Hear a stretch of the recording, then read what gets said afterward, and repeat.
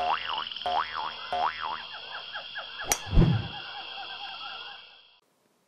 everyone, Elliot here from Plonk Golf. I'm going to be talking you through one of my design drawings today and teaching you a little bit about the process, software we use and the tools we use in that software.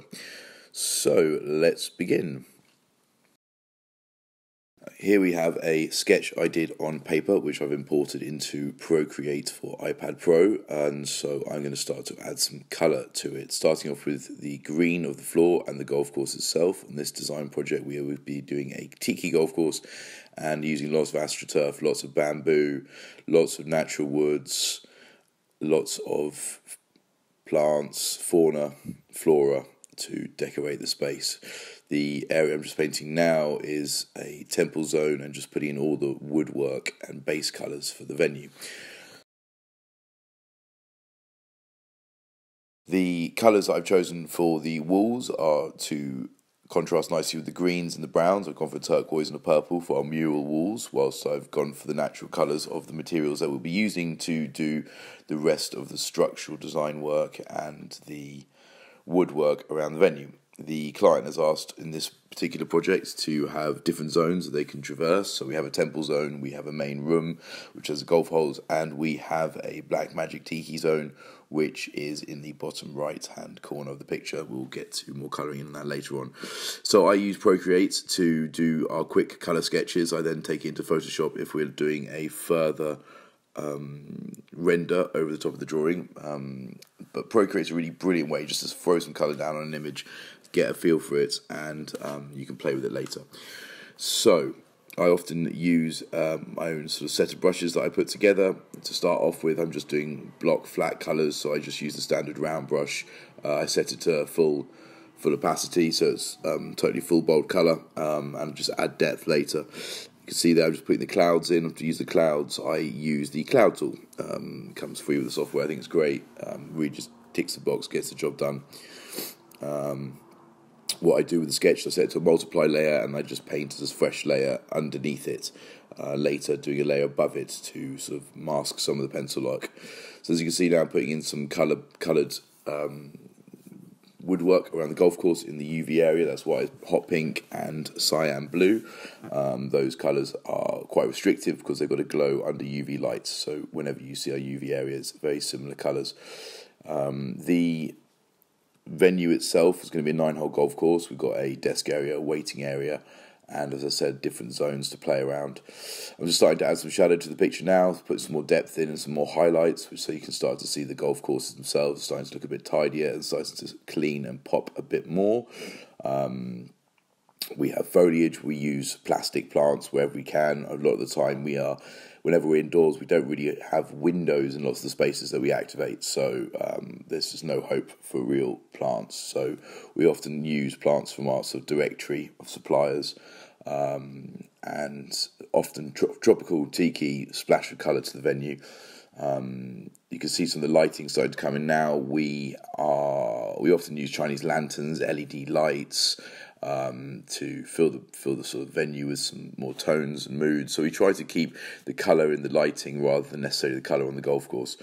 As you can see now, I'm just starting to colour in the temple zone in the top left hand corner, so I'm just adding detail there, tidying up the stonework, and that we would do all faux. Our scenic artist team will paint up our wooden set constructions, render them with plaster, paint, and Jesmonite, which is a hardening paste, let's say a powder which is used for fiberglassing, just to give our constructions, which have some detail and extra render for strength. So we paint them. You can see examples on our website of the different scenic jobs we've done to get an idea of exactly what that would end up looking like. So one thing, I'd apologise, a lot of my drawings I paint all over the place. I don't really have a process where I stay in one corner. My eye wanders, so sometimes when you're looking at these playbacks, you're sort of, oh, he's in this corner, oh, he's in that corner, where's he at? So my apologies for that. Going forward, as I make these videos, I'm going to try to paint more consistently so we can talk more about different areas of the work itself. At the moment, for example, I don't even know what I'm painting right now. I can see myself right top left, top right hand corner. I'm filling in some woodwork details. A little hut there, which has got an electronic ball lift hill, which will eventually take the ball up to the top of the volcano in the middle, and the ball will roll down the volcano to a hole.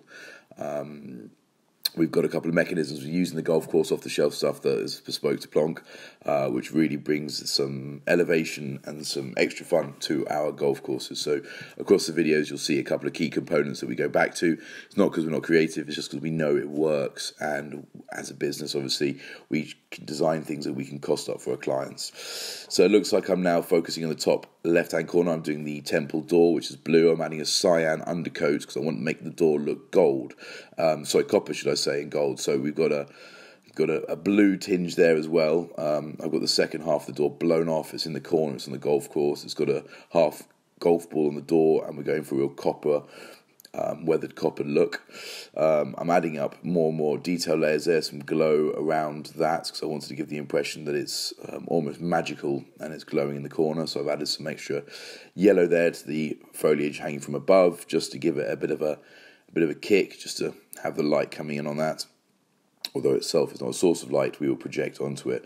It's another thing that we do in some of our builds is projection mapping, so I can show you some videos of that in a later video down the line.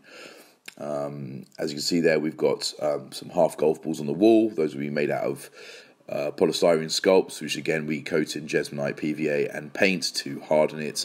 And they're really bespoke parts that we make ourselves, our sculpting team makes. So as you can see now, I'm just putting a highlight around the course just to highlight the 9 holes so everyone can see exactly where the play fields are, and a little white outline to say that's that. So I hope this video gave you a little insight into how we paint, and as we sort of add more details down the line and take the project to the next level, we do further detail work, technical drawings and plans. But as a quick colouring sketch, there you have it. So Procreate, we use our key brushes are the round brush, the cloud brush. I use a soft air brush. I use a technical pen brush and a fine liner brush to do these closer details. I'm not very experienced in making my own brushes. I do use those of others, so there's plenty of great brushes out there to use. I'll be talking more about brushes later down the line in more videos. Thanks for watching this one. Stay on the line to see another video of another paint process that we have done here, and please subscribe, follow us, and learn more as we go on how to design mini golf courses. Thanks a lot, guys. Catch you next time.